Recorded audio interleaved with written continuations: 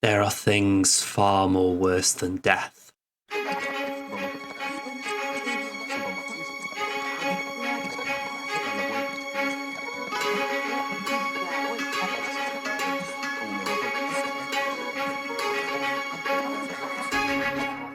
Hello there everyone, welcome back to another Star Wars Galaxy of Heroes video. So yeah, we got the Grand Inquisitor. Let's have a look at what they're saying, because I have not read any of this. This is as close to announcement as we get. So highlights: Relentless Pursuer, can gain bonus turns and attack multiple times to wear down an enemy. Empower a full Inquisitor team. Inflicting Purge increases the power of the Inquisitors while crippling their opponents. Complete the Jedi Purge. At its most powerful, can constantly reapply Purge and instantly defeat Jedi who reach max Purge. Okay, that sounds good. Alright, let's have a closer look. So, the basics. Yeah, sorry I don't read that. Powerful leader who bolsters members of the Inquisitor team. With basic attack, he can hit multiple times based on stacks of Purge on the target. Okay, that sounds cool. Special 1 will cleanse debuffs, equalises health and protection. Patience. At the start of battle, opponents are inflicted with a stack of Purge. Ooh, so straight away they're under the cosh. Okay, unique attributes. In Territory Wars, Special 2 will instantly defeat Jedi if they have 6 stacks of Purge. Ooh.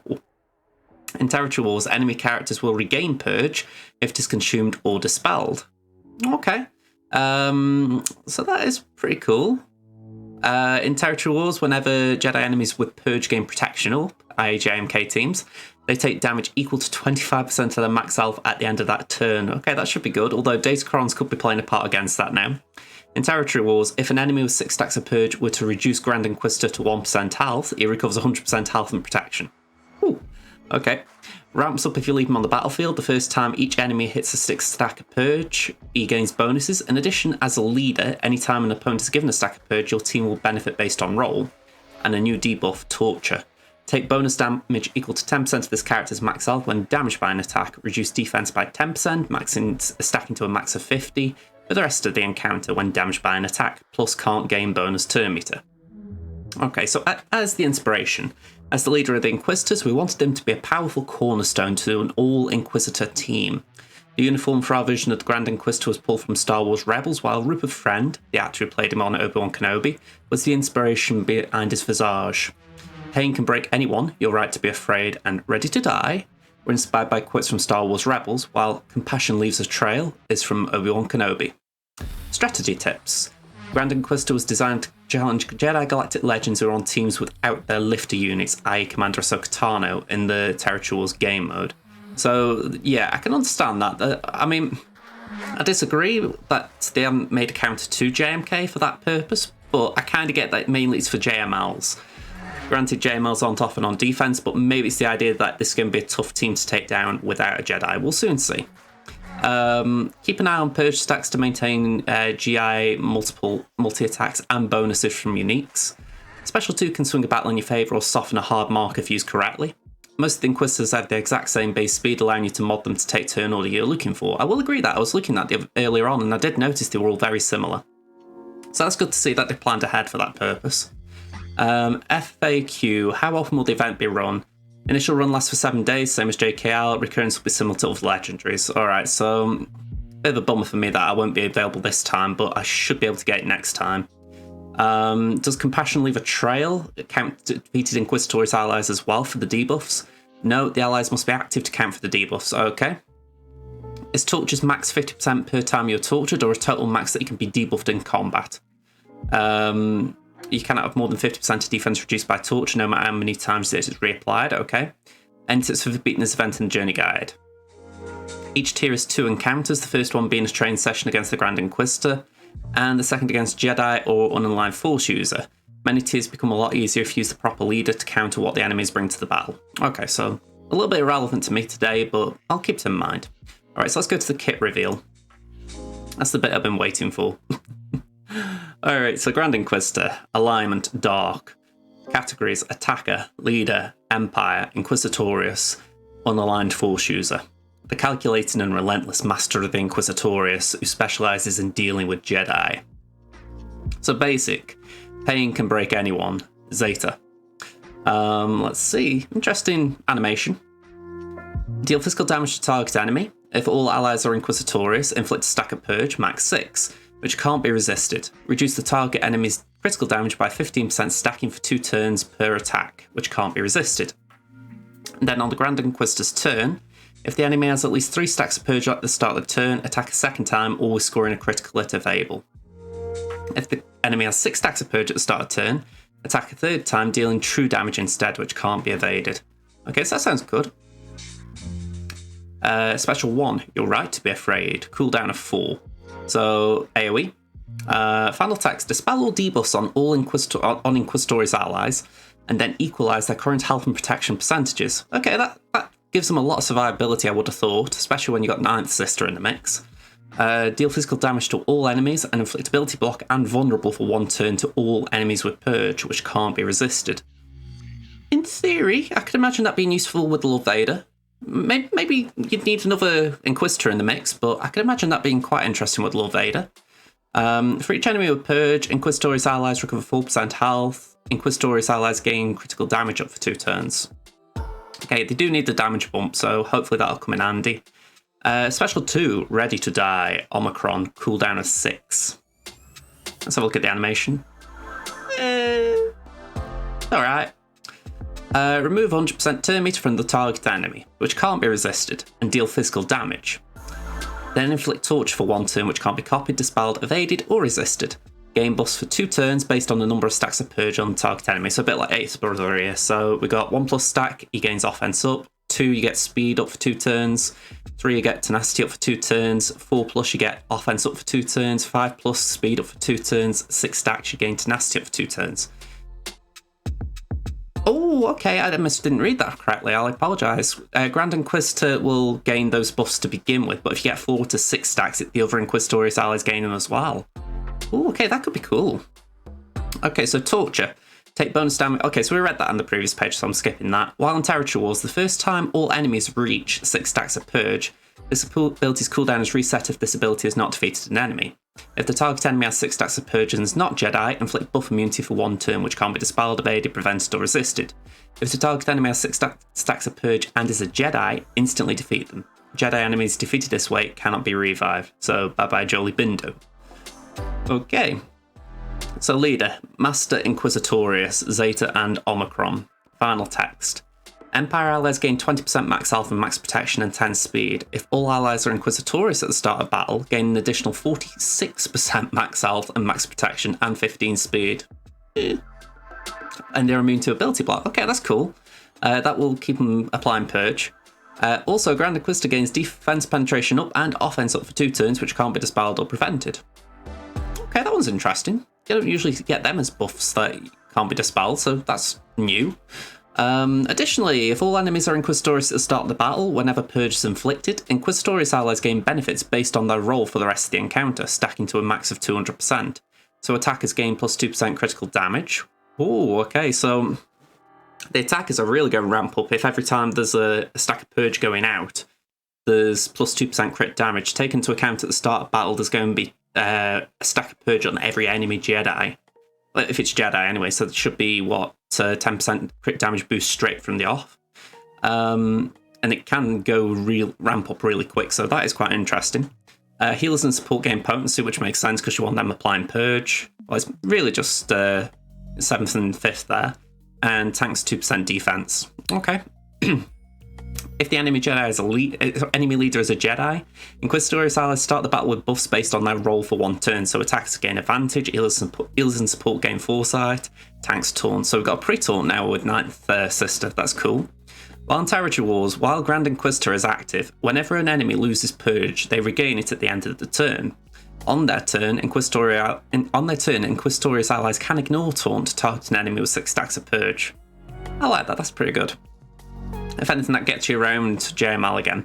It feels a bit of a shame because they've obviously gone with the idea that JMK is fair game if Cat isn't there, but Cat's there, they want to keep the integrity of that team. And I'm like, it's had its day. Can we have Lord Vader as the meta? Or at least give it a chance to shine as the meta, but I kind of get it. So, Compassion leaves a trail, Zeta and Omicron. For each Inquisitorious ally, enemies with Purge have minus 10% defense and minus 5 speed. Okay, so that's minus 25 speed straight off the bat. Pretty cool. If an enemy evades an Inquisitorious ally's attack, all other enemies take true damage and dispel Foresight from themselves. So, okay, Grandmaster Yoda's put Foresight up. Yeah, that is going to hurt. The first time each enemy reaches 6 stacks of Purge, Grand Inquisitor takes a bonus turn and gains 10% critical avoidance, health steal, and offense, and 5 speed until the end of the encounter, stacking max of 6. These bonuses are doubled if the enemy is Jedi. Okay, I'll admit I am at the point now where I'm thinking this is like a very... this is going to be a lot of detail. I mean, it looks good, but wow, there's a lot of stuff going on here. Okay, so while in Territory Wars, whenever Jedi enemies with Purge gain protection up, so again, I've got JMK in my head there, they take damage equal to 25% of their max health at the end of that turn. This damage can't defeat enemies. If an enemy with 6 stacks of Purge were to reduce Grand Inquisitor to 1% health, he recovers 100% health and protection. Okay, so I think in theory that is to soft counter cat teams. I assumed that it would still nuke a 9th sister in this scenario, but I also look at that and I think that could, if this other 4 could carry it, that wouldn't be impossible, maybe. Maybe that's what they're aiming for, a punch-up. Something where maybe you can two-shot with Inquisitors. I don't know.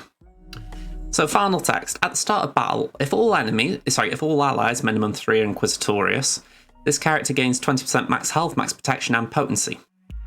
Inflict all enemies with a stack of Purge at the start of the encounter, which can't be evaded or resisted. Whenever an enemy damages this character with an attack, while attacking out of turn, that enemy gains a stack of Purge, max at 6, which can't be evaded or resisted. Whenever Purge is consumed or dispelled on an enemy, this character gains 3% turn meter. Okay. So what I will say, there is a lot going on here. I think for myself, it's going to take some time to digest it properly. But my main impression is that the one thing the Inquisitors were lacking was they needed a damage bump. Even when you were doing, say, if you're looking at the relic footage of the Inquisitors, it didn't seem to put out a lot of damage. Even when you were using, say, 9th Sister and 7th Sister with Lord Vader, the footage I've seen, again, they were mainly there to support Lord Vader rather than to actually do anything on their own.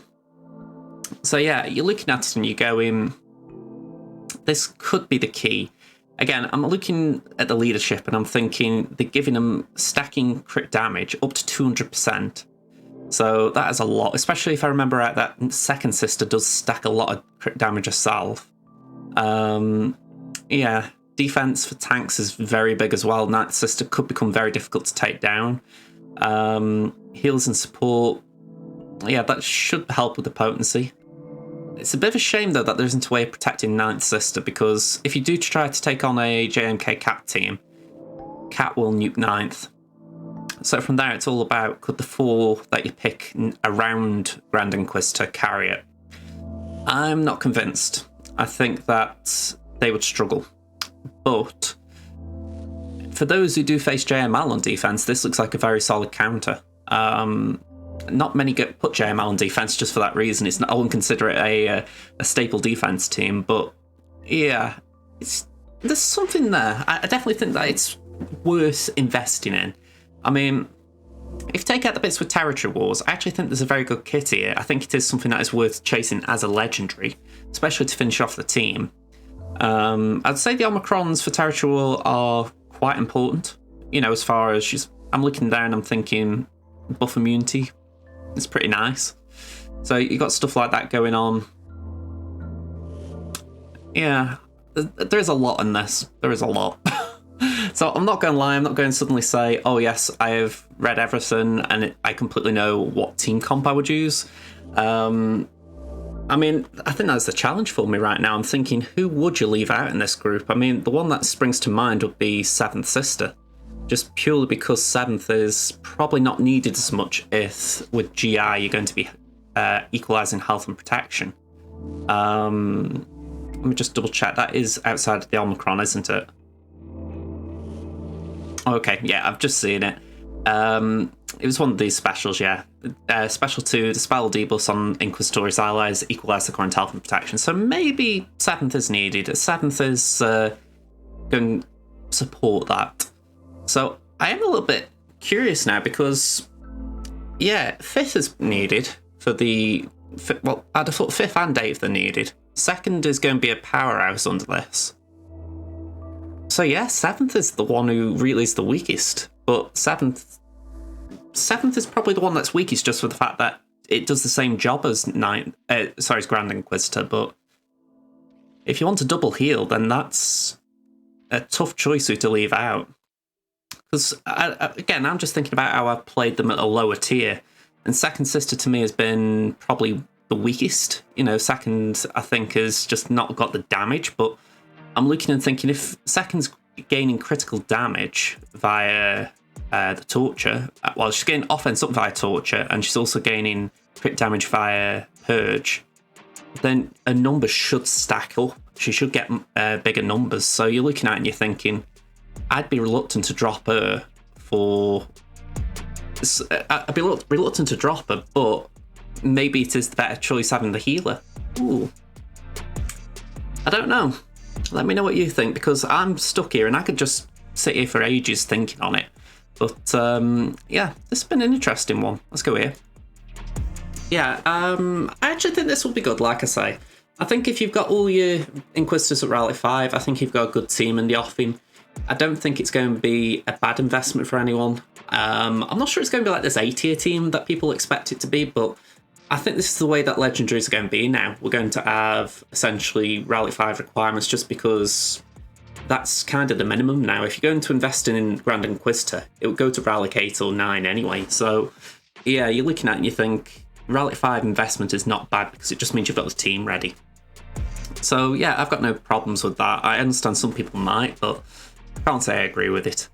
So yeah, thanks for watching, folks. Hope you enjoyed the video. Let me know what you think about the Grand Inquisitor down in the comments below. If you haven't already, hit the like button, subscribe to the channel, all of the usual YouTube stuff.